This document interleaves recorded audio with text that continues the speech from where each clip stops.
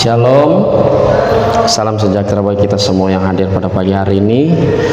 Mengucap syukur atas berkat Tuhan. Mari sama-sama kita buka kebenaran firman Allah dalam Efesus pasal 6 ayat 10. Efesus pasal 6 ayat yang ke-10 sampai ayat yang ke-20. Efesus pasal 6 ayat 10 sampai ayat yang ke-20. Saya akan membacakannya untuk kita semua di dalam nama Tuhan Yesus Kristus. Akhirnya, hendaklah kamu kuat di dalam Tuhan, di dalam kekuatan kuasa-Nya. Kenakanlah seluruh perlengkapan senjata Allah, supaya kamu dapat bertahan melawan tipu muslihat iblis. Karena perjuangan kita bukanlah melawan darah dan daging, tetapi melawan pemerintah-pemerintah, melawan penguasa-penguasa, melawan penghulu-penghulu dunia yang gelap ini, melawan roh-roh jahat di udara. Sebab itu, ambillah seluruh perlengkapan senjata Allah, supaya kamu dapat mengadakan perlawanan pada hari yang jahat itu dan tetap berdiri, supaya kamu menyelesaikan segala sesuatu. Jadi berdirilah tegap, berikat pinggangkan kebenaran dan berbaju sirahkan keadilan, kakimu berkasutkan kerelaan untuk memberitakan Injil damai sejahtera dalam segala keadaan. Pergunakanlah perisai iman, sebab dengan perisai itu kamu akan dapat memadamkan semua panah api dari si jahat.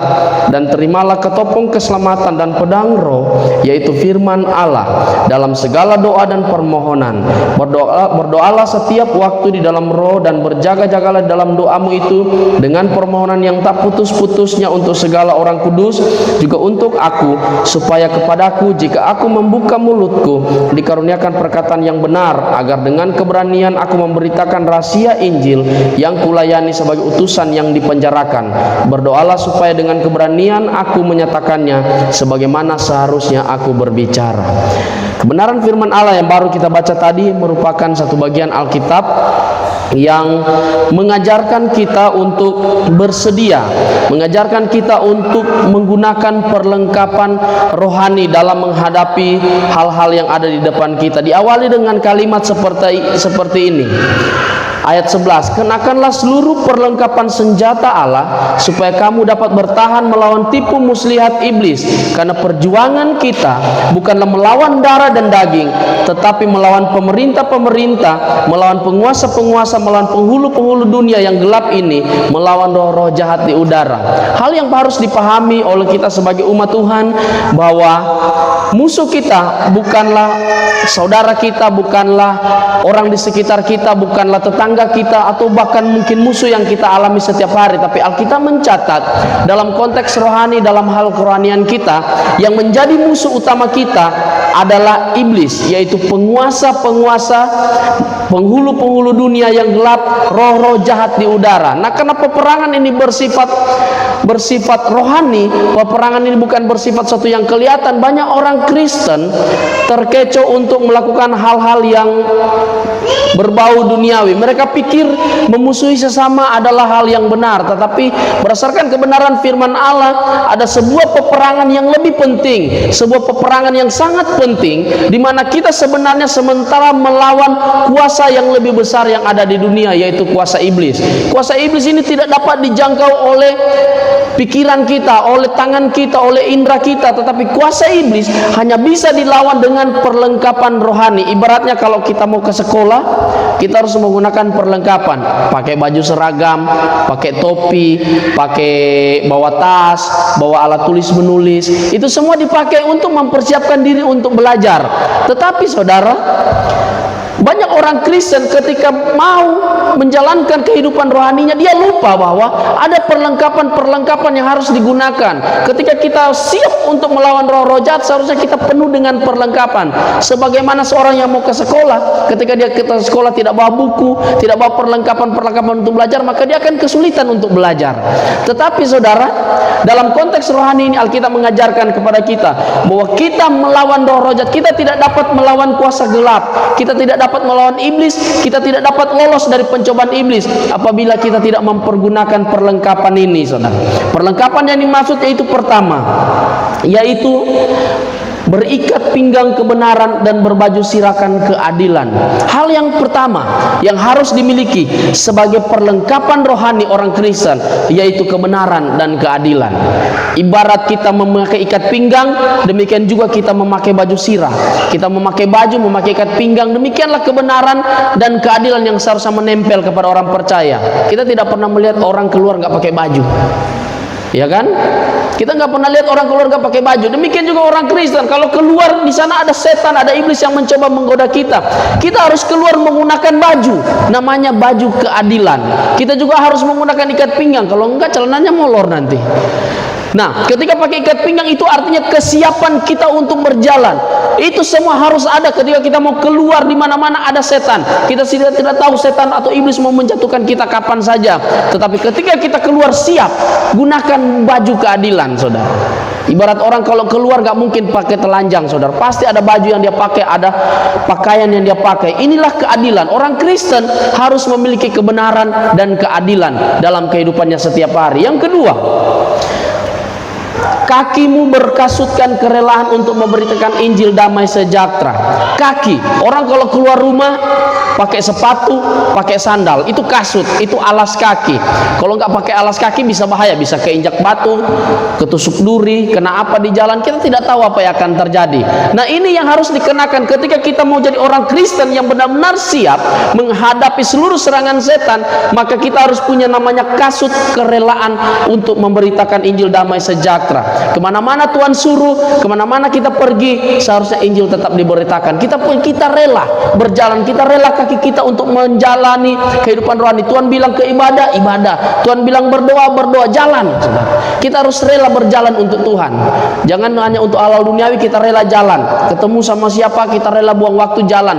Tapi untuk hal-hal yang bersifat rohani kita tidak rela untuk meluangkan waktu berjalan bersama dengan Tuhan. Yang kemudian, dalam segala hal, dalam segala keadaan, pergunakanlah perisai iman. Perisai ini, sebab dengan perisai itu kamu akan dapat memadamkan semua panah api dari si jahat. Ketika kita berperang, ada satu yang harus dibutuhkan, yaitu perisai. Orang tembak kita bisa tangkis. Perisai ini adalah penangkal atau penangkis serangan. Kita mungkin akan rentan dengan serangan setan, tapi ketika kita punya perisai, namanya iman. Iman ini merupakan satu-satunya pelindung orang Kristen untuk dapat bertahan dari kuasa gelap. Orang Kristen tidak akan gampang kesurupan. Orang Kristen tidak akan gampang diganggu setan kalau imannya kuat. Kalau dia keluar bawa iman, dia kemana-mana bawa iman, ke sekolah, ke kerja, dia punya iman, dia punya kepercayaan bahwa Tuhan sanggup menolongnya. Setan tidak akan dapat mengganggu kita. Mau santet, mau apa kayak setan mau ganggu, nggak akan ada itu. Tidak akan ada cerita orang Kristen diganggu oleh kuasa gelap apabila kita keluar dan berjalan memiliki iman. Amin. Sebab dengan perisai itu kita dapat memadamkan semua panah api dari si jahat. Banyak orang Kristen, saya lihat ada yang kesurupan, ada yang kena santet katanya. Berarti orang Kristen ini tidak punya iman. Ketika kita punya iman, tanamkan dalam hati kita bahwa saya punya pengharapan, saya punya iman kepada Tuhan. Ketika kita punya iman, maka kita akan memiliki ketahanan. Kita akan mampu bertahan. Kita akan mampu membendung semua serangan kuasa gelap dalam bentuk apapun itu.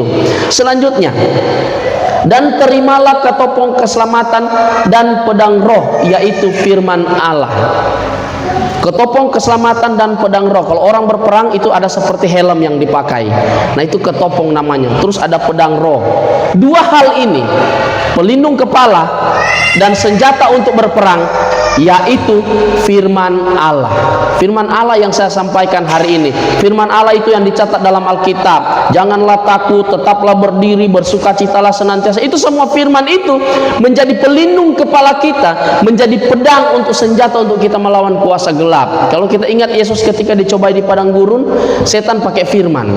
Tuhan juga pakai firman. Karena memang satu-satunya alat perang kita, senjata berperang kita adalah firman. Kalau iman itu perisai pelindung, maka yang menyerang, yang menjadi senjata andalan kita adalah firman Tuhan. Amin. Hiduplah dengan penuh dengan firman Allah. Pelajari kebenaran firman Allah, maka kita akan menjadi orang Kristen yang benar-benar tahan terhadap serangan setan. Saya ulangi sekali lagi.